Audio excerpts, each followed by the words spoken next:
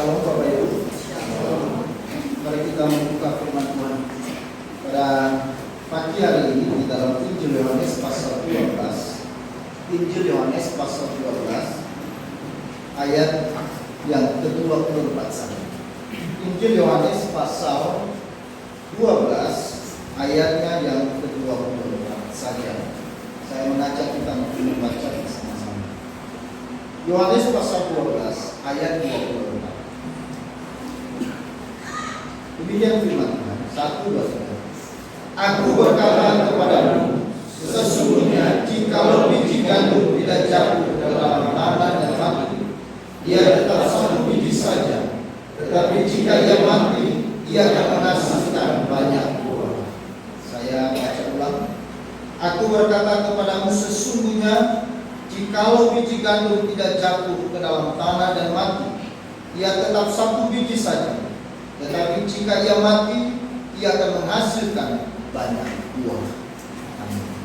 Berbahagialah kita saudara-saudara sekalian yang sudah membaca bagian firman Tuhan ini, dan kita adalah orang yang lebih berbahagia yang percaya dan melakukan firman Tuhan.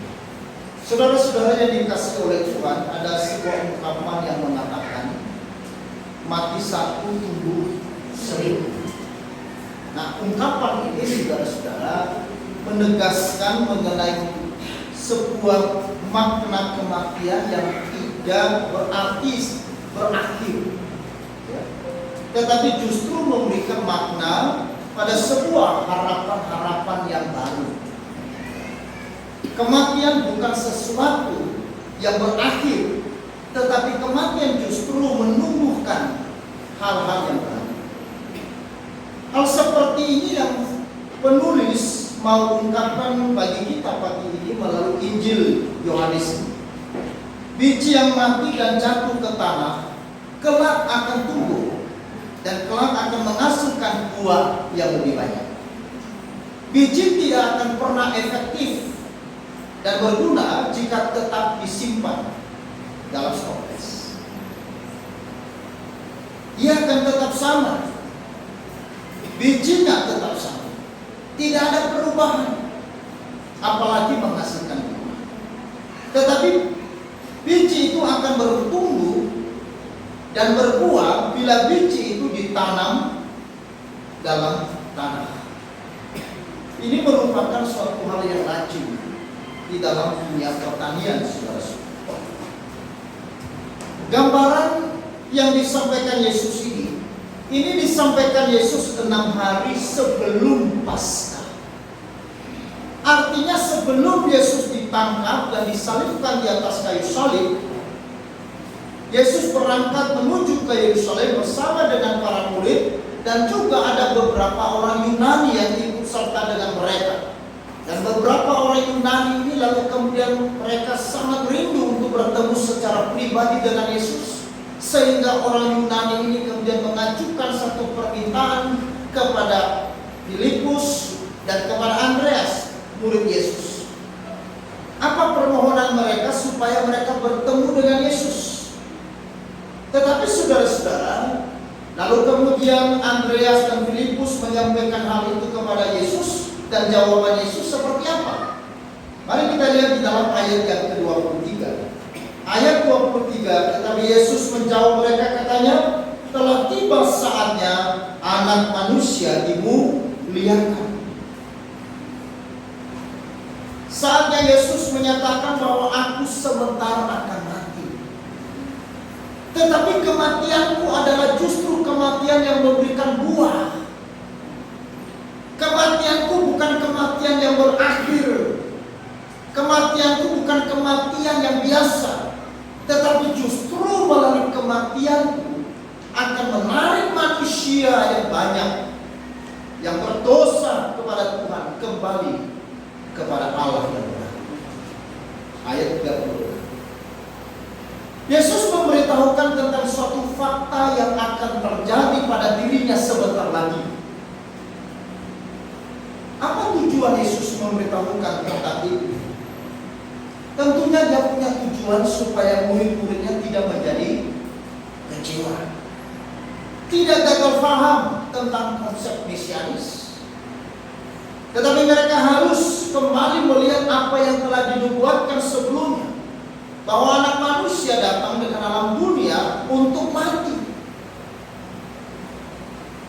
Yesus menegaskan kepada para muridnya waktu bahwa kedatanganku ke dalam dunia untuk menggenapi rencana Allah bagi keselamatan manusia.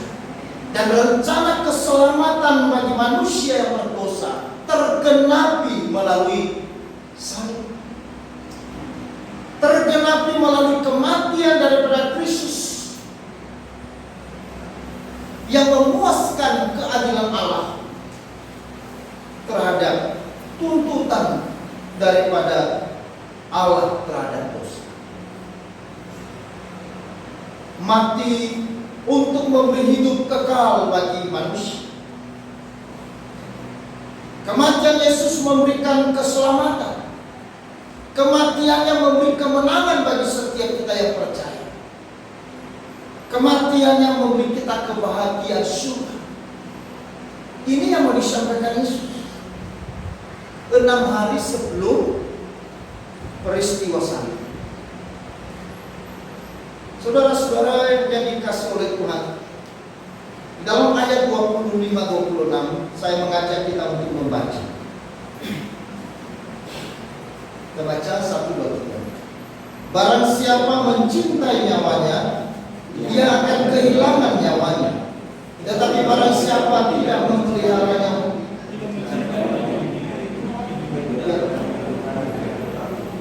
barang siapa melayani aku, ia harus mengikut aku, dan di mana aku berada, di situ pun pelayanku akan berada.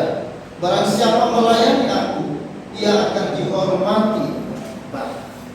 Nah, saudara-saudara yang dikasih oleh Tuhan, dalam ayat 25 sampai dengan 26, Yesus mengatakan barang siapa kehilangan nyawa, ia telah mendapatkannya untuk kehidupan yang kekal.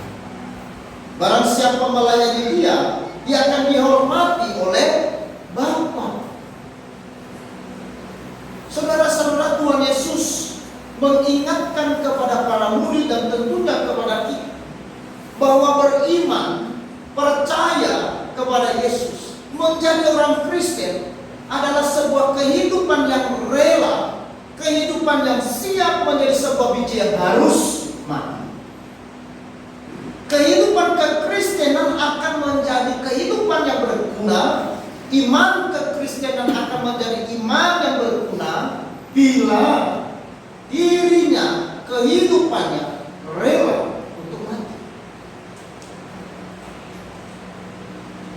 Kalau orang Kristen tidak siap menjadi biji yang siap untuk mati, tidak mungkin kekristenan akan bertumbuh. Tidak mungkin, saudara-saudara, iman dan kepercayaan kita kepada Tuhan akan berdampak, akan berbuah. Artinya hanya dengan mengorbankan hidup akan mendapatkan hidup yang sesungguhnya. Saya ulangi, hanya dengan mengorbankan hidup kita akan mendapatkan hidup yang sesungguhnya. Dunia punya konsep bahwa untuk mendapatkan hidup kita harus berjuang terhadap hidup ini. Tetapi Alkitab mengatakan untuk mendapatkan hidup yang sesungguhnya, maka kita harus mengorbankan hidup kita. Saudara-saudara yang dikasih oleh Tuhan, hidup kita akan berbuah hanya jika membiarkan ego, kebanggaan diri, keangkuhan hidup, dan kepentingan diri sendiri atau orientasi yang berpusat pada diri sendiri mati. Sebelum kita mati terhadap ego, sebelum kita mati terhadap kebanggaan diri, sebelum keangkuhan hidup itu ditanggalkan, ditaruh di bawah kaki kita, sebelum hidup kita berpusat kepada kepentingan sendiri, berorientasi kepada kesenangan kita, berorientasi kepada apa yang kita mau dapatkan di dalam Tuhan, apa yang bisa memuaskan, apa yang bisa menyenangkan kita, kita, maka tidak akan pernah kita akan berbuah.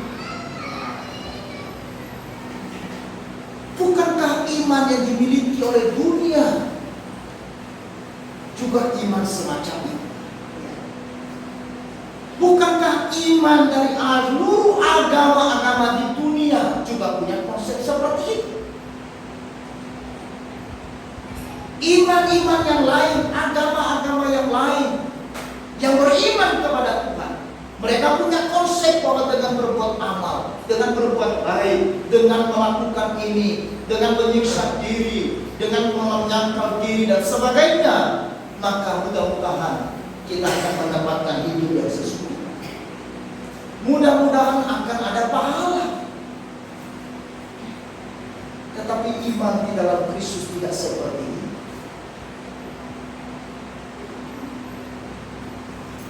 Semua yang kita kerjakan bukan supaya mendapat,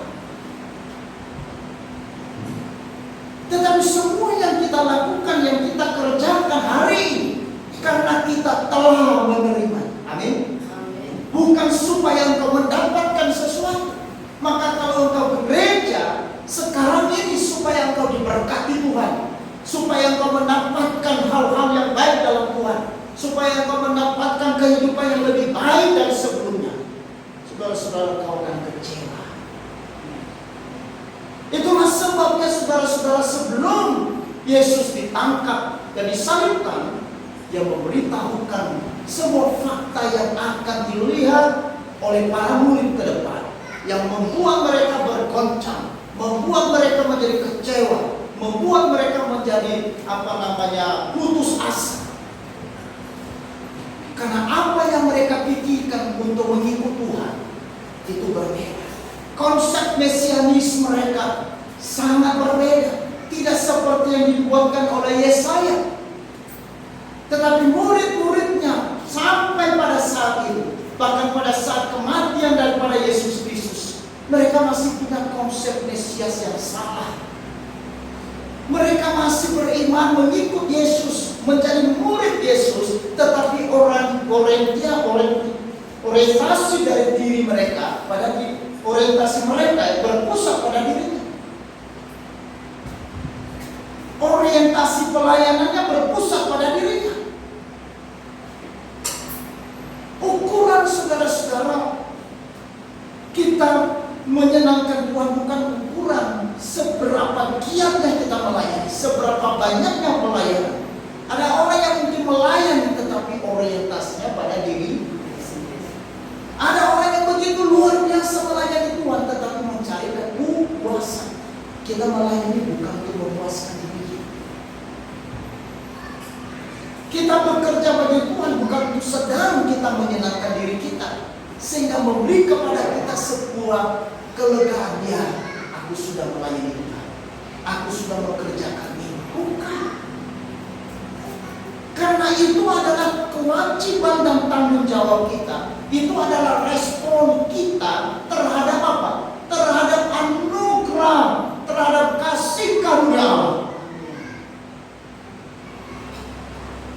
Maka waktu kita melayani Tuhan, waktu kita mengikut Yesus, waktu engkau setia beribadah ke gereja, waktu engkau memberi persepuluhanmu kepada Tuhan, waktu engkau menyumbangkan uangmu kepada Tuhan, waktu engkau memberikan tenagamu kepada Tuhan, waktu engkau memberikan segala sesuatu kepada Tuhan. Ingat, bukan engkau dan saya sedang berjasa pada Dia. Itu konsep iman yang lain. Iman di dalam kekristenan adalah satu respon kita terhadap kasih karunia Allah. Kasih karunia Allah yang kita terima adalah sesuatu yang tidak layak untuk saudara dan saya terima, tetapi diberikan oleh Allah. Kasih karunia, pemberian yang begitu berharga, pemberian yang tidak pantas untuk saya terima, pemberian yang begitu baik, yang sangat terbaik, yang tidak bisa saya beli dengan apapun. Makanya Petrus mengatakan, setelah Petrus diubahkan konsepnya melihat Yesus. Dulunya Petrus melihat bahwa mengikut Yesus, menjadi murid Yesus, supaya menjadi terbesar dalam kerajaan Kristus. Ya. Bukankah para murid untuk mencari siapa yang terbesar di antara mereka, mereka harus bertengkar? Saudara, Petrus betul luar biasa semangatnya. Dia tinggalkan perahunya, dia tinggalkan jalannya, lalu mengikut Tuhan. Tetapi saudara, waktu Yesus ditangkap, dia justru menjadi kecewa. Bahkan setelah Yesus bangkit pun, Petrus masih belum juga percaya. Mengapa? Karena Petrus dia berpikir bahwa dia sedang melayani kerajaan dunia. Petrus dan para murid menghendaki Yesus menjadi Mesias, menjadi Raja dunia. Sangat jelas sekali di dalam Yohanes pasal 6. Tak kalah orang-orang banyak beserta dengan para murid yang sudah melihat mukjizat Tuhan Yesus memberi 5.000 orang makan sampai kenyang. Lalu mereka kemudian mendesak Yesus supaya Yesus menjadi raja bagi orang Yahudi. Tetapi kemudian saudara-saudara dalam pasal 7, Yesus marah besar. Yesus sangat menegur. Dia katakan, kamu mencari aku, kamu mengikut aku, bukan karena engkau percaya, tetapi karena engkau ingin dipuaskan, dan karena kamu telah makan sampai kenyang. Engkau mendesak aku menjadi raja, bukan supaya aku menjadi raja kehidupan, bukan supaya aku menjadi Allah yang berdaulat di atas hidupmu, bukan supaya aku menjadi Tuhan dan Juru Selamatmu yang memerintah hati, tetapi supaya engkau mendapatkan posisi di dalam dunia.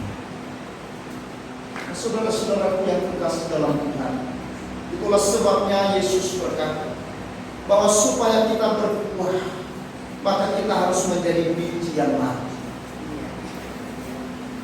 Kalau kita tidak mati seperti biji, tidak mungkin kita bisa berbuah. Kita harus mematikan ego kita, sekalipun memang tidak mudah. Karena saya pernah katakan bahwa musuh yang paling besar bagi manusia itu, saudara-saudara, bukannya iblis, tetapi musuh yang paling besar adalah diri sendiri. Kebanggaan pada diri sendiri adalah musuh yang paling besar dan itu sulit. Keangkuhan hidup adalah sebuah musuh yang paling besar yang sulit. Karena kita adalah manusia yang berdosa. Tetapi kita belajar seperti seorang Yohanes Pembaptis, seorang nabi yang begitu dihormati oleh orang Israel. Karena sebelumnya 400 tahun tidak ada nabi yang terpanggil, tidak ada nabi yang berbicara. Itu namanya masa kita. Orang Israel bingung 400 tahun. Kok Tuhan tidak bicara? Kok Tuhan tidak memanggil nabi? Lalu kemudian akhirnya yang memanggil seorang Yohanes Pembaptis. Maka waktu Yohanes Pembaptis melayani, begitu banyak orang saudara-saudara memberi diri mereka dibaptis. Karena Yohanes Pembaptis dia terus memberitakan mengenai pertobatan, memberi diri dibaptis dan bertobat kepada Tuhan. Bahkan Yohanes Pembaptis saudara-saudara dia punya murid yang begitu banyak, termasuk siapa? Andreas, saudara dari Simon Petrus. Itu adalah murid Yohanes Pembaptis. Di kalangan pemuka-pemuka agama Yahudi, Yohanes Pembaptis adalah orang yang sangat dihormati. Tetapi ketika Sang Mesias datang dan berjumpa dengan Yohanes Pembaptis, Yohanes Pembaptis mengatakan apa? Biarlah aku makin kecil, dia makin. Paulus juga berkata, aku sudah mati pada diriku sendiri, dan Kristuslah yang hidup di dalam aku. Saudara-saudara, dalam sejarah iman kekristenan sampai dengan hari ini, kita melihat bahwa pertumbuhan gereja dan perkembangan gereja terjadi oleh karena Roh Kudus yang memakai kesaksian hidup para martir yang telah merelakan nyawanya hilang demi mempertahankan iman kepada Yesus. Sebut saja mereka seperti Stefanus yang dilempar batu sampai mati, Polikarpus di Roma dibakar hidup-hidup karena iman,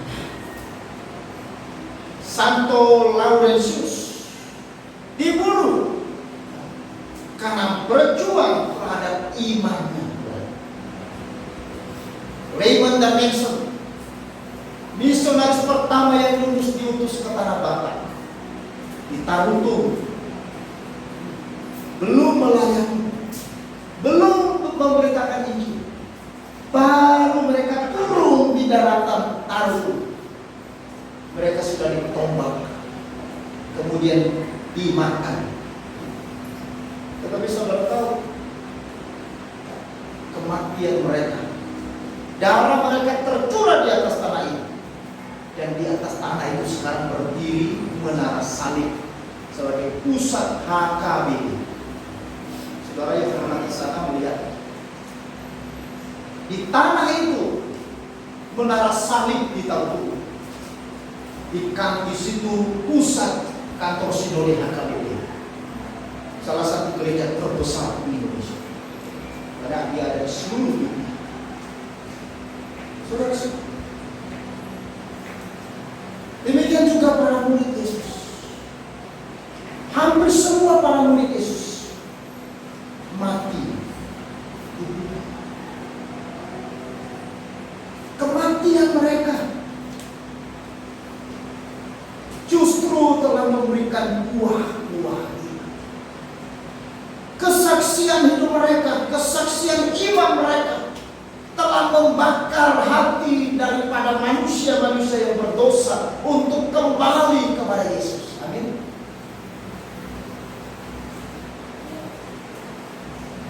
Mereka telah mati, tetapi iman mereka tidak mati. Tubuh mereka mati, tapi semangat mereka tidak mati. Itulah yang gereja teruskan sampai hari ini. Kenapa saudara dan saya ada di sini? Selain daripada itu anugerah, panggilan, tetapi juga karena peran dari mereka-mereka yang telah menyerahkan nyawanya, kematiannya untuk Injil Yesus. Saudara-saudara yang dikasihi oleh Tuhan, kematian mereka telah menumbuhkan dan menghasilkan buah-buah iman sampai sekarang. Bagaimana dengan iman kekristenan hari ini? Bagaimana iman saudara dan saya hari ini? Apa orientasi iman saudara hari ini? Beriman demi mendapatkan dunia? Beriman demi mendapatkan kesenangan diri? Ataukah saudara mengikuti Yesus dengan kerelaan dan hati yang siap untuk melayani dengan semangat, dengan jiwa yang rela berkorban, waktu, berkorban materi, mengorbankan tenaga, pikiran, perasaan, atau menjadi Kristen yang sedang ada di atas kapal pesiar? Saudara tahu, orang Kristen yang ada di atas kapal pesiar, orang yang ada di atas kapal pesiar, itu adalah orang yang membayar dengan begitu mahal untuk bersenang-senang. pesiar menuntut untuk disemangatkan. Itulah sebabnya banyak orang baru berjuang supaya bekerja di kapal pesiar. Kenapa? Gajinya besar.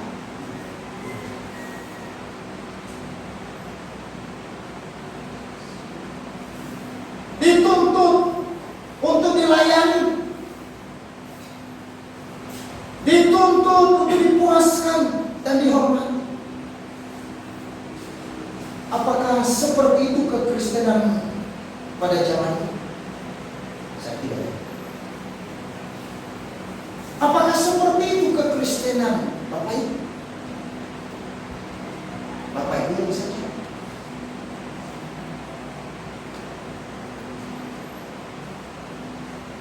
Apakah kita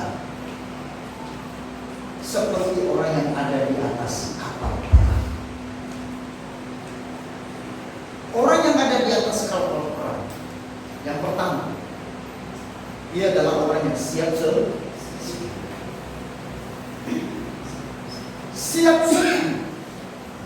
Orang yang ada di atas kapal perang adalah orang yang berjaga-jaga. Orang yang ada di atas kapal perang adalah mereka-mereka yang telah siap untuk apa? Siap untuk berkorban.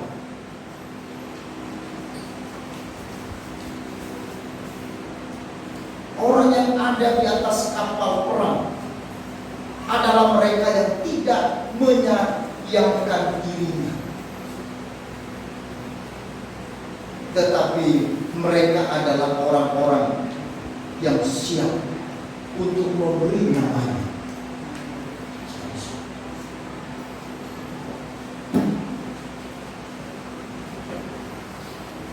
Maka sebelum Yesus mati, dia sampaikan pesan yang begitu berharga. Dia memberikan peringatan sekaligus pemberitahuannya kepada para murid bahwa sebentar lagi semua yang kamu impikan, keinginan duniawi itu akan sia. Dan betul, ketika Yesus masuk ke Taman Getsemani, mulai disitulah keinginan duniawi para murid menjadi menjadi kecil. Mereka menjadi manusia yang sudah tidak ada pengharapan lagi. Mereka menjadi manusia yang putus asa, sekalipun sebelumnya Petrus mengatakan, akulah yang akan maju, akulah yang akan mati terlebih dahulu. Tetapi justru Petrus menjadi penangkal. Ingat saudara-saudara, tidak ada buah tanpa korban. Amin. Tidak ada kehidupan yang berbuah tanpa kematian pada diri sendiri. Tidak ada kemenangan tanpa penyerahan. Pada saat Yosua memimpin orang Israel menuju tanah Kanaan, ada satu peristiwa yang begitu unik. Waktu itu orang Israel sedang berhadapan dengan 5 suku yang bergabung. Tetapi waktu itu Tuhan suruh Yosua supaya seluruh laki-laki Israel disunat. Padahal Yosua sudah tahu bahwa di depan ada musuh. Ada bangsa yang ingin menyerang kepada Israel. Tuhan tidak suruh Yosua supaya mempersiapkan diri untuk berperang. Tuhan tidak suruh Yosua supaya melatih dirinya, membuat strategi yang baik untuk menghadapi musuh. Tetapi aneh saudara, justru Tuhan suruh Yosua menyunat seluruh laki-laki Israel. Nah, saudara bayangkan ini. Bukan 1-2, seluruh laki-laki Israel harus disunat. Itu artinya bukan 1 hari sembuh, tidak ada. Minimal satu minggu. Minimal 1 minggu. Orang yang disunat nggak bisa jalan, nggak bisa langsung main bawa kaki, enggak. Kakinya seperti kaki ya kan? Pakai sarung. Nah ini bagaimana mau bertobat?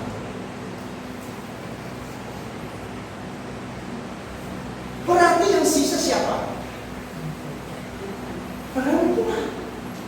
Sementara mereka menghadapi musuh bukan satu bangsa, tetapi ada 5 bangsa yang berkoalisi untuk menyerang Israel.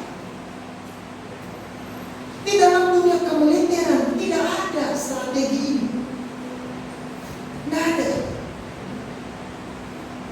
Tidak ada strategi begitu supaya menang disunat. Tidak ada. Secara rasio akal ini tidak masuk. Tapi itulah cara Tuhan. Itulah cara Tuhan. Cara kerja Tuhan itu berbeda dengan cara manusia. Strategi Tuhan itu berbeda dengan strategi manusia. Kalau saya Yosua waktu itu saya geleng-geleng kepala, mungkin saya berontak. Saya akan berkata kepada Tuhan, gimana sih? Kok suruh sunat? Itu artinya Tuhan mau membunuh kita loh. Kita dibunuh dengan gampang. Tapi Yosua seorang yang taat. Yosua belajar percaya kepada Tuhan. Maka itu sebabnya saudara di dalam teologi reform mengatakan bahwa iman bukan hanya secara pengetahuan, secara akal, tetapi juga iman itu adalah penyerahan hidup, yaitu fidusia. Itu iman. Jadi bukan hanya sekedar kita percaya. Banyak orang sekedar percaya. Nah kalau iman kita hanya sekedar percaya, maka sebenarnya tidak ada lebih kita dengan dengan setan. Yakobus pasal 2 ayat 19. Itu dikatakan, engkau berkata, engkau percaya kepada Allah. Tetapi setan-setan pun percaya, bahkan gemetar. Nah kalau hanya kita percaya saja kepada Allah, kita kalah dari apa? Dari setan. Pengenalan setan, pengenalan iblis kepada Yesus itu jauh lebih tinggi. Maka waktu Yesus lewat di daerah Gerasa, ada orang yang sedang dirasuki oleh setan, yang sudah berdiam lama di kuburan. Waktu Yesus mau lewat, orang itu berteriak, Yesus, Anak Allah yang mati, jangan siksa. Loh kok bisa? Karena setan sudah kenal Yesus. Karena setan percaya pada Yesus sejak dari mana? Sejak dari surga. Sebelum setan itu dijatuhkan ke masuk dari surga. Tetapi apakah setan masuk surga? Tidak. Dia percaya. Yes. Dia tahu. Iya. Dia setuju Yesus adalah Tuhan. Tetapi dia tidak menyerahkan. Makanya teologi reform mengatakan yaitu bahwa iman ke Kristen bukan hanya sekedar tahu, bukan hanya sekedar setuju, ya, asesia, notisia, dan fidusia. Fidusia ini adalah penyerahan penyerahan hidup kita kepada Tuhan yang membuat saudara-saudara iman kita itu menjadi iman yang sejati. Makanya di dalam perjanjian lama yang tadi saya sudah katakan, Tuhan mengajar Yosua dan mengajar umat Israel yang menuju tanah Kanaan supaya mereka belajar percaya, dan tidak saja percaya, tetapi mereka belajar menyerahkan hidup totalitas kepada Tuhan. Makanya disunat. Jadi waktu mereka laki-laki itu disunat itu belajar apa? Menyerahkan hidup secara totalitas, bukan sekedar totalitas. Apapun yang terjadi, siap disunat. Kalau musuh nanti datang, tetap disunat. Kenapa? Mereka saudara-saudara, maka tidak ada kemenangan tanpa ada penyerahan. Banyak orang Kristen ingin menjadi menang, ingin menjadi pemenang, bahkan lebih dari pemenang, ya kan? Sering jadikan lagu lebih dari pemenang, kita lebih dari pemenang. Tetapi apa? Tidak menyerahkan diri, hanya lagunya doang. Lagunya tiap hari kita lebih dari pemenang, kita lebih dari pemenang, mau kemana-mana lebih dari pemenang. Dan itu ada bilang, kamu belum menyerahkan diri. Ujianmu yang kamu serahkan.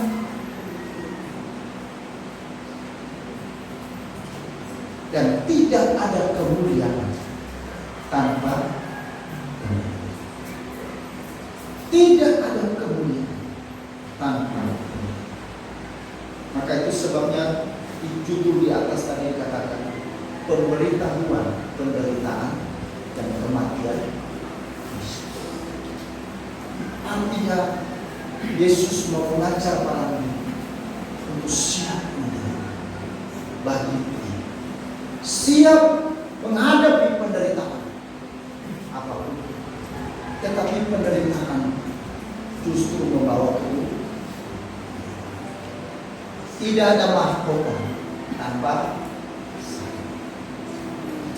Cuma sekarang orang Kristen tidak mau salib, maunya mahkota. Tidak ada salib, maunya mahkota. Bicara terus mahkota, kemana-mana pakai mahkota. Ya. Mau bikin spanduk pun mahkota. Di motor pun ada mahkota. Di mobilnya juga ada mahkota. Ditempel di mana-mana. Beli baju baru juga pasang mahkota, tetapi tidak mengikuti. Aksesorisnya mahkota, tapi tidak ada.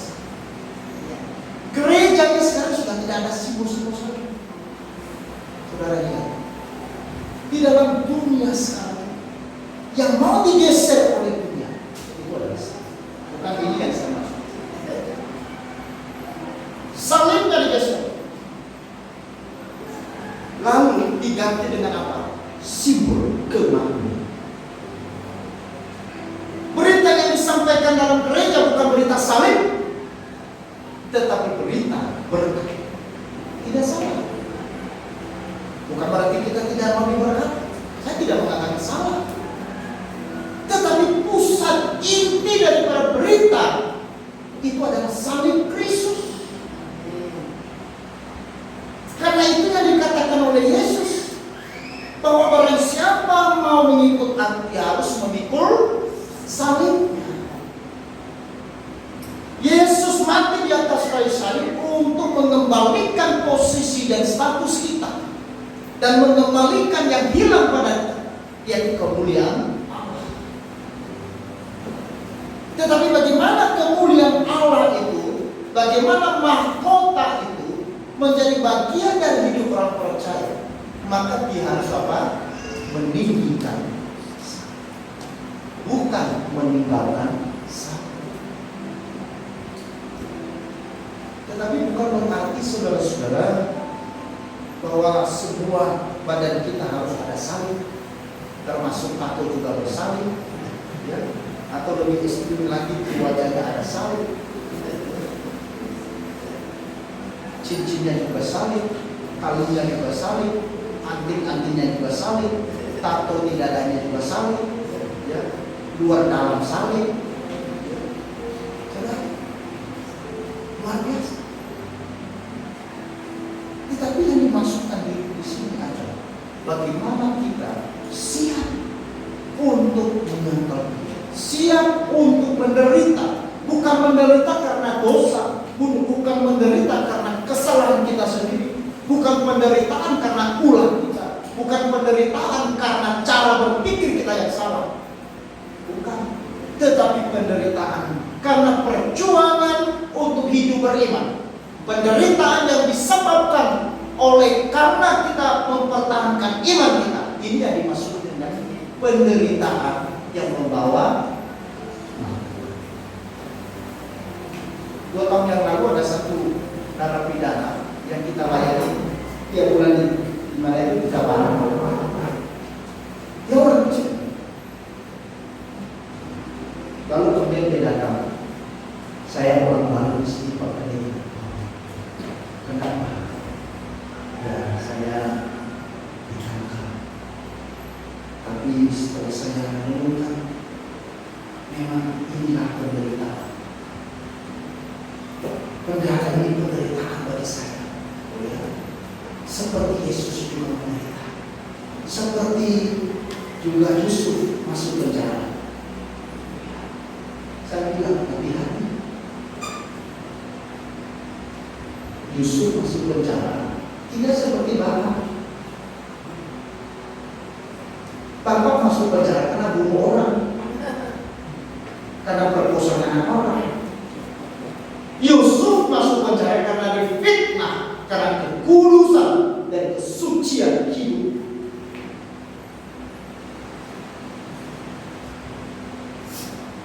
Akhirnya waktu belum beres semua. Akhirnya di bulan depan lagi saya datang. Saya mulai setelah ibadah saya lagi ngobrol. Bukan karena kita berdosa, lalu kita menderita, lalu kita mengatakan saya seperti Yesus. Penderitaan di dalam penjara ini karena itu. Tetapi kalau engkau sudah bertobat karena imanmu misalkan dalam penjara ini, lalu engkau digebukin karena engkau berdoa sama Yesus, ya, lalu kemudian teman-teman penjaramu kemudian menyakitimu karena engkau membaca Alkitab misalkan dalam penjara. Ini baru penderitaan yang membawa mahkota, penderitaan yang membawa kemuliaan, bukan setiap penderitaan itu namanya mahkota. Itu penghiburan. Maka marilah kita menjadi orang yang siap untuk mati seperti itu. Tetapi kematian kita terhadap diri kita justru